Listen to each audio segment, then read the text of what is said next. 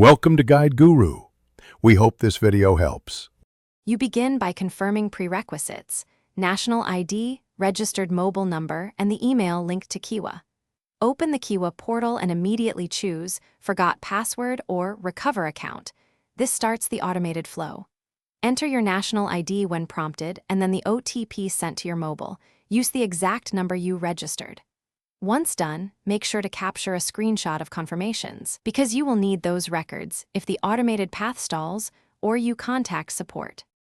Next, you handle verification.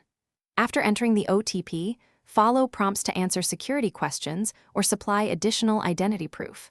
Upload a clear photo of your national ID and a live selfie. Align the ID within the frame and ensure good lighting. Once uploaded, the system compares details and may ask for a secondary document or employer reference. Make sure to read any on-screen notes about file size or format, because rejected uploads delay the process, so correct and resubmit quickly. Finally, when verification succeeds, you will be prompted to set a new password. Choose one with at least 12 characters that mixes letters, numbers, and symbols. Once reset, log in and confirm your profile details, including mobile and email. If verification fails, don't panic. Gather your screenshots and the rejection reason, then contact Qiwa support or your employer's HR unit for escalation. Also check your email spam folder and confirm your registered mobile number is current, because those are common blocks.